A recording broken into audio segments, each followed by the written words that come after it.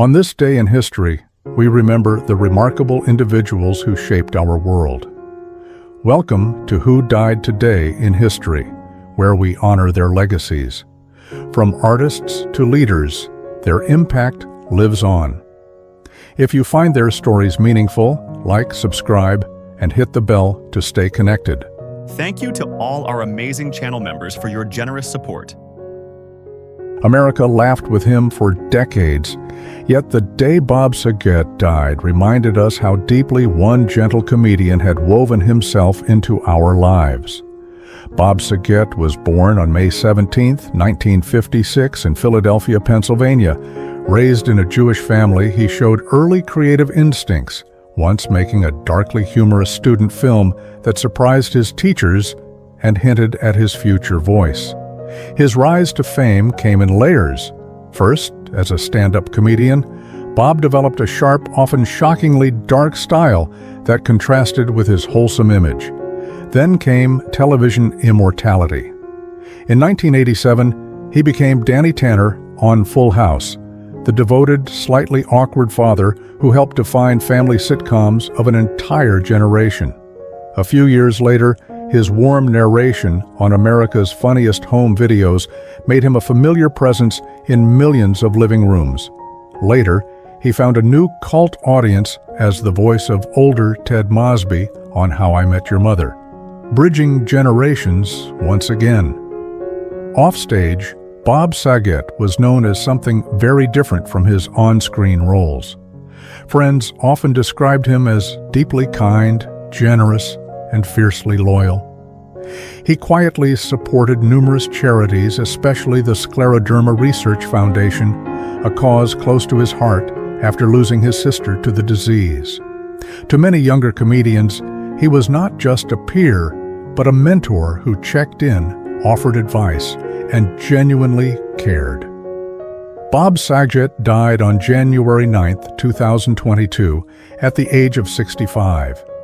He was found in his hotel room at the Ritz-Carlton in Orlando, Florida, while on a stand-up tour. The official cause of death was accidental, blunt head trauma, believed to have resulted from an unintentional fall.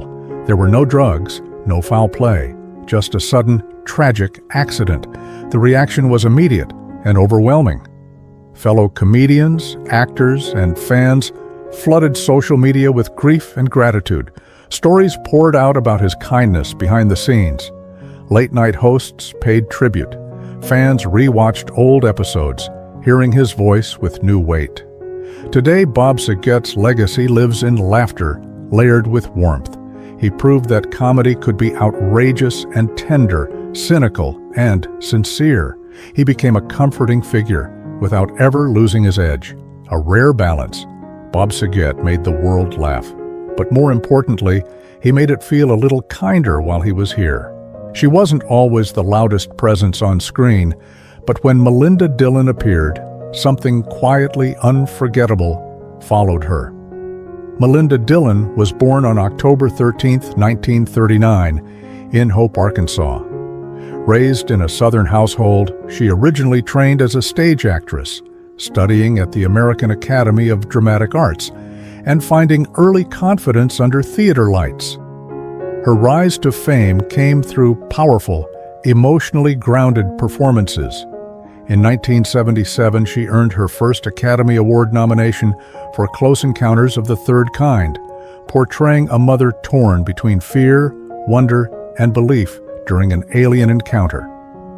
Just 4 years later, she received a second Oscar nomination for Absence of Malice, holding her own opposite Paul Newman with quiet strength and moral weight.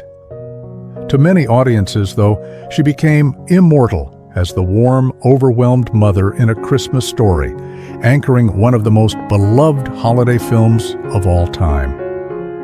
Away from the spotlight, Melinda Dillon was known as intensely private. Unlike many Hollywood stars, she stepped back from major roles in the late 1980s, choosing a quieter life focused on family and selective theater work. Friends described her as thoughtful, deeply serious about her craft, and uninterested in fame for its own sake. Acting for her was never about celebrity. It was about truth. Melinda Dillon died on January 9, 2023, at the age of 83. She passed away peacefully in Los Angeles, California. The cause of death was complications related to illness, following years away from public view.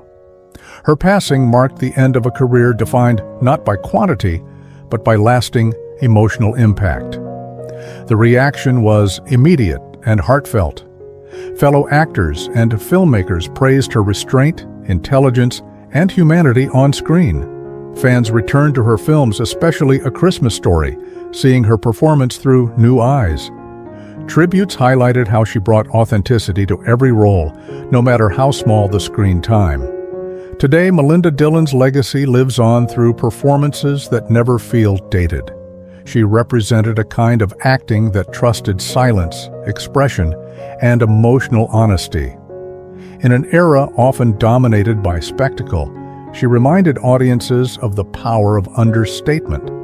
Her characters felt real because she made them real. Melinda Dillon proved that you don't need to chase the spotlight to leave a lasting mark. Sometimes the quietest performances echo the longest. He lived loud, played louder, and behind the thunder of the drums was a life marked by brilliance, struggle, and raw honesty.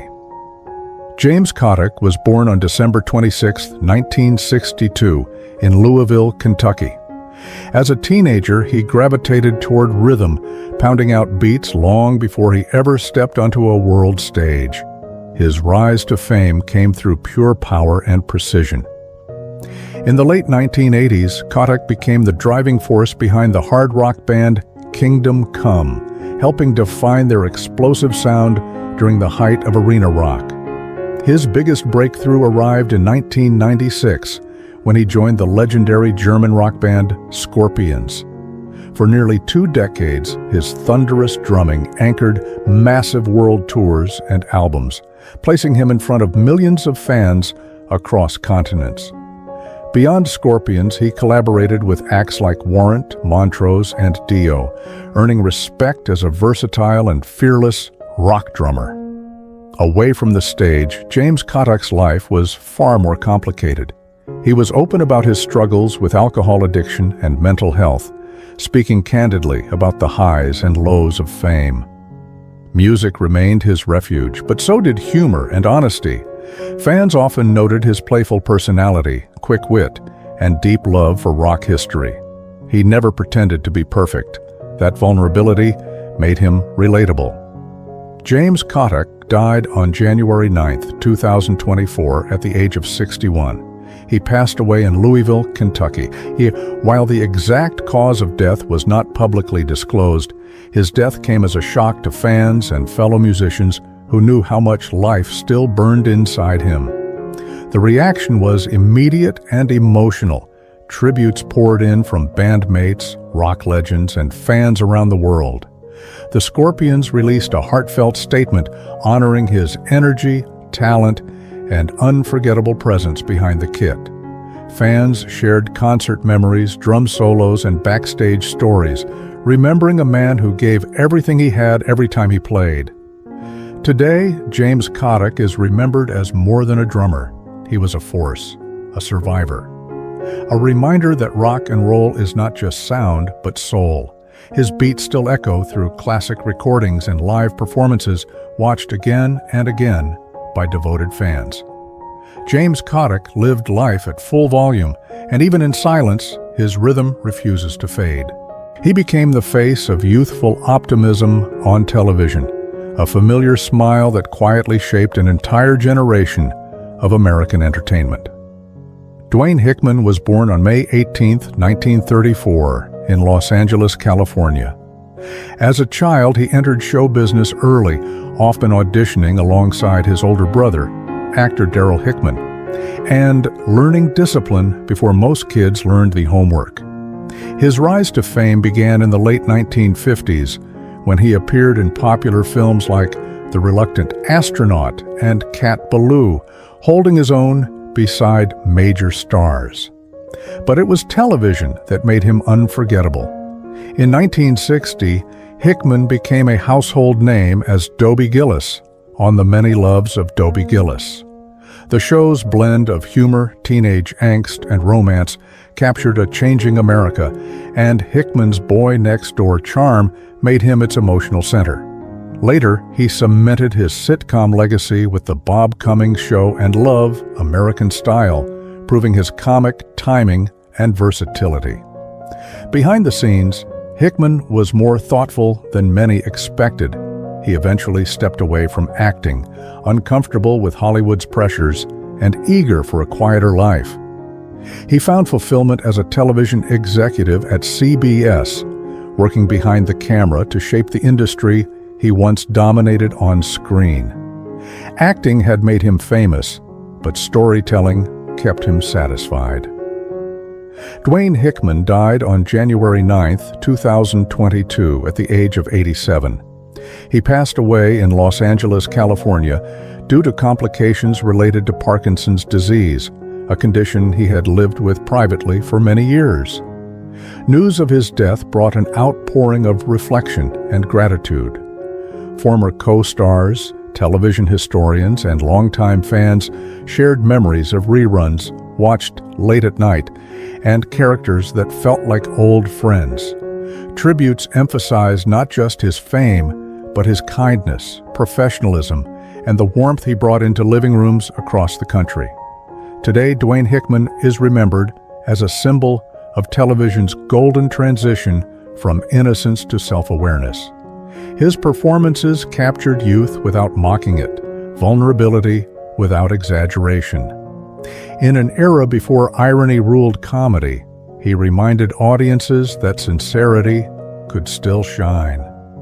Dwayne Hickman didn't chase timelessness, yet he achieved it, leaving behind characters that still feel alive whenever the screen lights up again. She appeared briefly in Hollywood's Golden Glow, then quietly stepped away, leaving behind a career that still flickers in classic film history.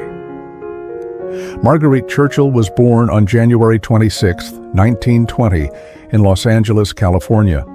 Growing up near the heart of the film industry, she entered acting as a teenager, quickly discovering that the camera found her natural and expressive. Her rise to fame came in the late 1930s when she signed with Warner Brothers and began appearing in a string of notable films. One of her most remembered roles came in The Hunchback of Notre Dame in 1939, where she starred alongside Charles Laughton and Maureen O'Hara in one of Hollywood's most ambitious productions of the era. She followed this with performances in films like Dark Victory and Strange Alibi, proving she could handle both dramatic weight and emotional subtlety. Though her career was relatively short, she worked with major studios at the peak of classic cinema, something few achieved so quickly. Away from the spotlight, Churchill was far more private than her on-screen presence suggested. In the early 1940s, she chose to leave Hollywood behind, stepping away from acting to focus on her personal life and family. At a time when fame was fiercely pursued, her decision to walk away was rare and quietly courageous. She later lived largely out of public view, allowing her work to speak for itself. Marguerite Churchill died on January 23, 2000, just 3 days before her 81st birthday. She was 79 years old. She passed away in Palm Springs, California, reportedly due to complications related to a heart attack, closing a chapter that had long been separated from the public eye. News of her death was met with gentle remembrance rather than headlines. Film historians and classic movie fans revisited her performances, reflecting on a talent that burned briefly but brightly.